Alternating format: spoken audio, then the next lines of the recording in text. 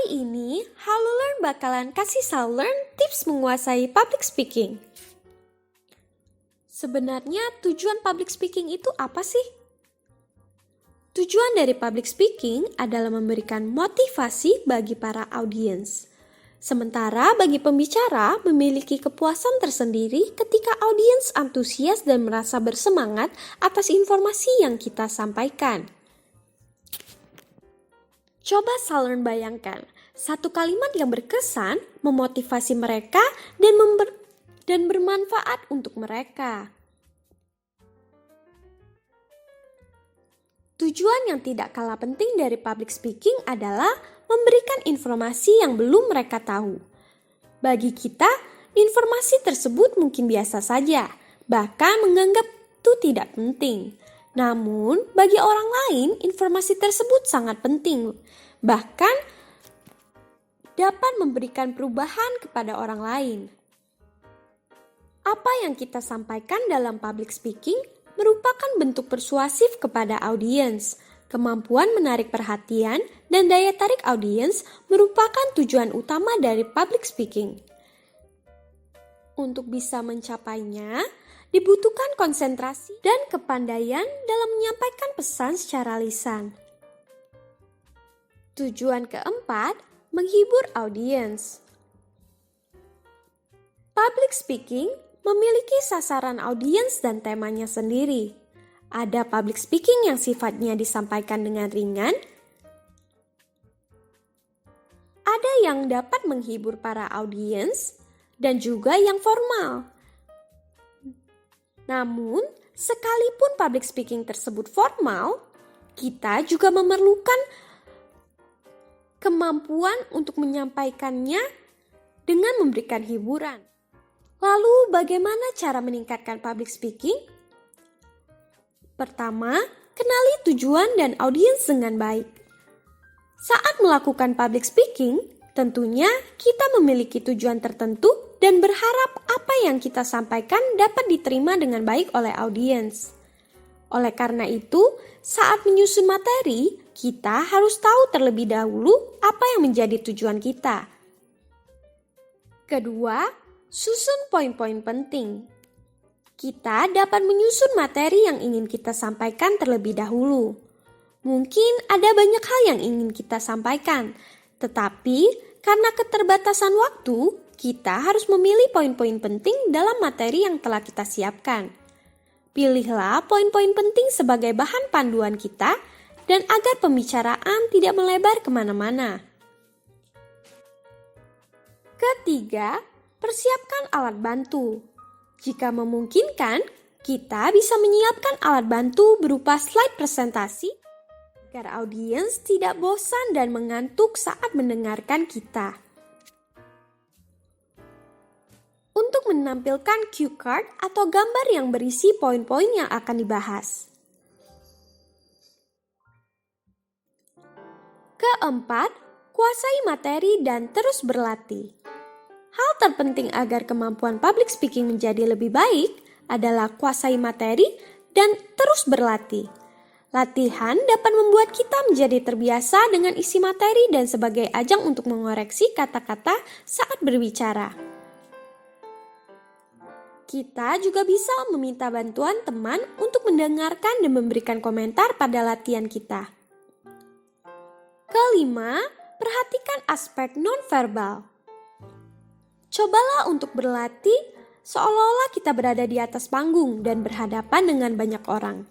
Perhatikan gerak-gerik yang kita lakukan, seperti cara berdiri, kontak mata dengan audiens, dan juga intonasi suara agar orang lain dapat memahami apa yang sedang kita sampaikan. Nah, ini dia tips untuk Saulearn agar dapat menguasai public speaking.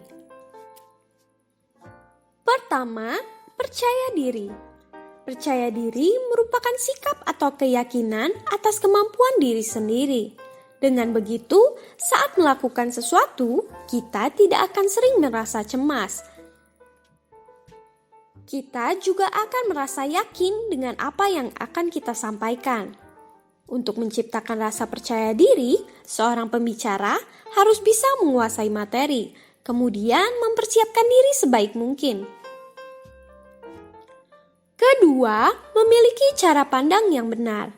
Seorang pembicara harus memiliki cara pandang positif dan baik terhadap diri sendiri maupun orang lain. Pemikiran yang positif dapat mempengaruhi penampilan public speaking. Jika pembicara memiliki cara pandang yang negatif, bukan tidak mungkin akan timbul rasa takut atau khawatir terhadap pandangan audiens, sehingga penampilan public speaking akan dinilai buruk dan jelek. Untuk itu, hindari membayangkan hal-hal negatif yang akan mempengaruhi penampilan kita di depan audiens. Saat tampil berbicara di depan umum, yakinlah bahwa semua akan berjalan dengan baik karena segala sesuatunya telah dipersiapkan dan audiens yang hadir ingin mendapatkan informasi serta manfaat dari apa yang ingin disampaikan. Ketiga, relax. Relax menjadi salah satu faktor terbentuknya rasa percaya diri. Semakin percaya diri terhadap materi yang telah dikuasai, maka seorang pembicara akan merasa tenang atau rileks. Karena rileks dapat menjauhkan kita dari rasa takut dan gugup. Meskipun begitu, rasa gugup saat melakukan public speaking merupakan hal yang wajar, karena tidak jarang seorang pembicara yang berpengalaman masih merasa gugup ketika mereka berbicara di depan banyak orang. Oleh karena itu, ada baiknya sebelum kita memulai public speaking, kita sudah menyiapkan diri semaksimal mungkin dengan membereskan semua urusan, tarik napas dengan dalam-dalam, hingga lakukan peregangan wajah agar lebih rileks. Keempat, perhatikan ekspresi dan bahasa tubuh. Ekspresi dan bahasa tubuh sangat penting saat melakukan public speaking, karena hal tersebut dapat membuat audiens merasa terlibat dan nyaman. Saat berbicara di depan umum, audiens akan memperhatikan gerak-gerik seorang pembicara secara tidak langsung. Untuk itu, jangan ragu untuk menunjukkan ekspresi dan bahasa tubuh yang baik, misalnya tersenyum. Bahasa tubuh mampu memberi penegasan pada informasi yang ingin ditekankan pada apa yang ingin disampaikan. Selain itu, bahasa tubuh dapat memberikan kesan bahwa materi yang disampaikan sudah dipahami dengan baik. Ada baiknya, seorang pembicara memiliki bahasa tubuh atau gerakan yang khas saat melakukan public speaking, karena audiens akan mengingat. Kelima, kontak mata. Kontak mata dapat digunakan sebagai alat komunikasi. Selain itu, kontak mata dapat memberikan isyarat keadaan dari si pembicara. Semua perasaan takut, kuat, gugup, bahkan keberanian akan terlihat saat terjadi kontak mata. Apabila seorang pembicara melihat sekitar dan berkontak mata dengan audiens langsung, audiens dapat merasa bahwa mereka ikut terlibat, sehingga akan mendengarkan hingga selesai. Kontak mata juga dapat membangun percaya diri, menjaga wibawa, dan menjadi pribadi yang kuat dan tenang. Dengan karakter yang kuat dan tenang itulah, kegiatan public speaking dapat berjalan dengan lancar. Keenam, perhatikan tempo bicara. Ketika berbicara di depan umum dalam public speaking, kita harus mengerti tempo bicara. Jika apa yang dibicarakan disampaikan dengan jelas, kecepatannya tepat, disertai jeda yang alami, audiens akan dapat memahami informasi dengan mudah. Namun sebaliknya, jika tempo bicara terlalu lambat, audiens akan merasa bosan sehingga mengabaikan informasi yang disampaikan. Ketujuh, interaksi dengan audiens. Seorang pembicara bisa menyelipkan candaan atau humor sebagai salah satu interaksi kepada audiens. Selain itu, bisa juga memberikan sesi tanya jawab atau games kecil.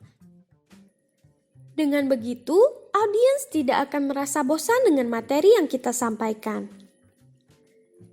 Terakhir, berlatihlah terus-menerus. Berlatih sesering mungkin dapat meningkatkan kepercayaan diri kita. Selain itu, pelafalan dan intonasi juga akan ikut terasah, sehingga materi akan tersampaikan dengan baik. Jangan lupa subscribe, like, share ke teman-teman, dan hidupin lonceng notifikasinya ya, biar kamu nggak ketinggalan untuk mengembangkan karirmu bersama Halo Learn. Halo Learn, accelerate your career.